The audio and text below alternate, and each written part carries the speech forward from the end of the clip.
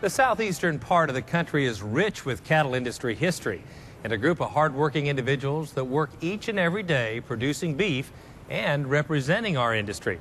Joining me in the studio are a diverse group of cattlemen from the southeast. We have Don Quincy, president of the Florida Cattlemen's Association. Steve Blackburn is president of the Georgia Cattlemen's Association. Marcus Creasy is president of the Arkansas Cattlemen's Association, and Larry Jeffcoat from Soso, Mississippi. He's the federation director there.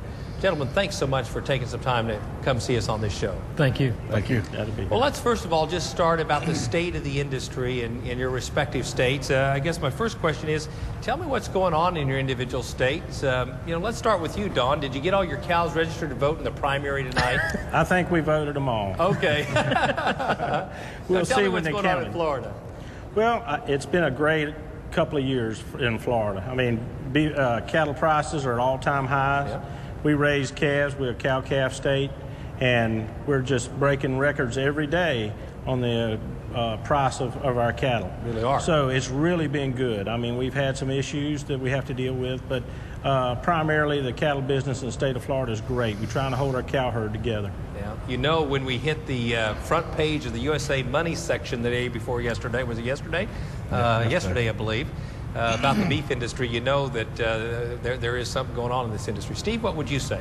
Well, I'd say that Georgia has had, like the rest of the country, a wonderful year with these beef prices. Yeah. We're coming out of a year where we got hit a little bit with drought last year, but we're always hopeful that this year will bring us some rain and the beef prices will hold. It's a great time to be in the cattle business, for sure. Outstanding. Marcus, what do you see in Arkansas? Arkansas is a lot like the other southeast states. We're selling some record numbers of cattle.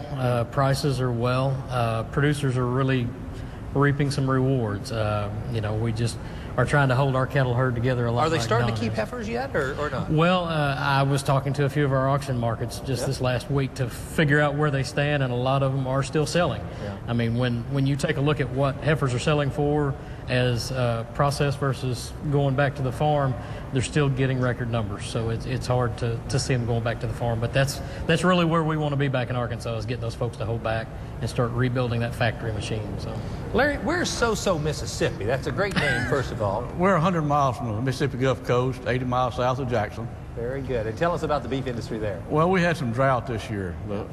Especially the southern part of the state got dry. Yeah. But we've got 17,000 producers in Mississippi, caring for about 900,000 cows. Wow. Most of the calves are weaned and sent to grass out west or to a feed yard. Some of the calves are kept through the winter in the south part of the state. North part doesn't have that much winter grass, but we've got issues of wintering our cattle on the hay. The hay is expensive. Yeah. You know, it's interesting because so many people think of big cow country being Texas and Oklahoma in the west, but just as you've said, there's just a lot of cows, a lot of grass in the southeastern United States, and it's great to hear you guys share that. Did you? Yeah, Kevin, we in the state of Florida, we have 7 of the top 25 ranches, largest ranches in the United States. Wow.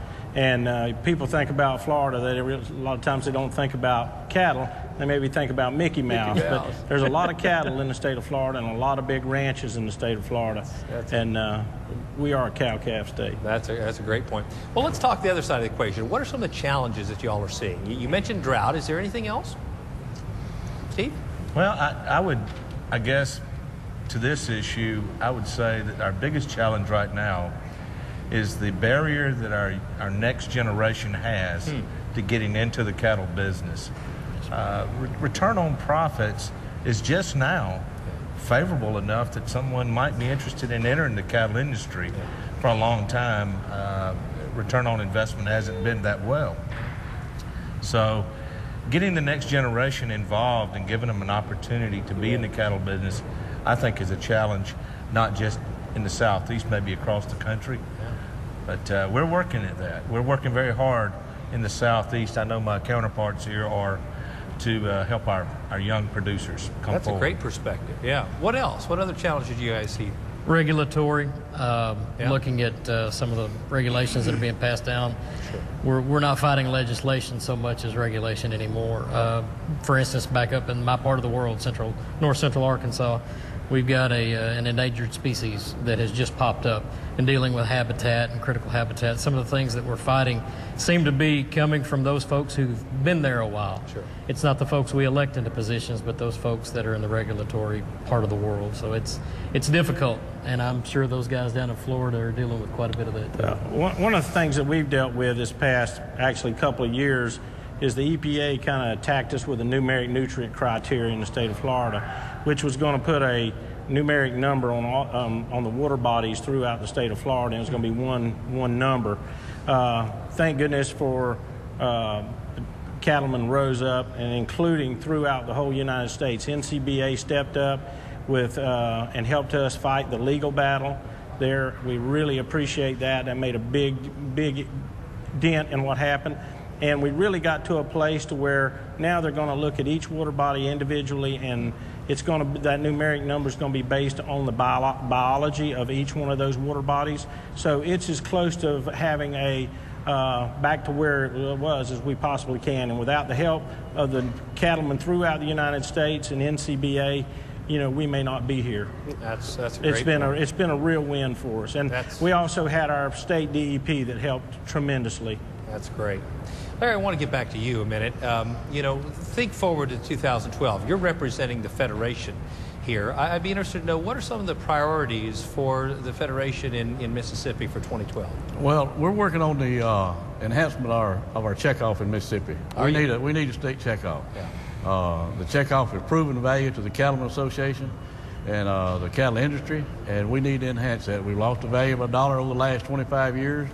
And we need to enhance it with a little more money, and we think we can get that done in Mississippi. Outstanding. What would the rest of you gentlemen say? What are some of the priorities in your own state organizations? Don? What was the question? The priorities in your own state organization. Our priority is, one, is just to keep the regulations off of us. I mean, we don't ask for a whole lot, but we sure do own a lot of land in the state of Florida, our members, and we'd like to be regulated as little as possible. Yes. and be able to ranch and do it profitably. Anything else you guys would add? Similar in Georgia, we're trying as an organization to maintain membership and growth. Yep. And that's always a challenge. Sure. As some of our membership gets older and whatnot, we need to bring it up from the bottom. But also then to just fight regulation and maybe the awareness that some of our legislators have of the industry itself and the impact it has on the state economy. It's still a big part of the state economy. Yeah, absolutely. And we take that message to them every chance we get. That's good. One last question for one of you. I asked the Tennessee folks, what would you want people to know about the cattle industry in the southeastern United States? I think we are a sound cow-calf part of the region. We have great forages. We have high-quality cattle. We'd invite everybody out on the western side of the United States to come buy some from us. Absolutely. We definitely want to increase our genetics. We want to increase our quality and be able to produce the safest product in the world. That's great. Well, thank you so much for all you do, and thanks for coming to the show this evening and representing your region of this great nation of ours. Thank you. Thank you, Kevin. Did you know you can get more information about policies both at the state and national level by visiting our website at beefusa.org?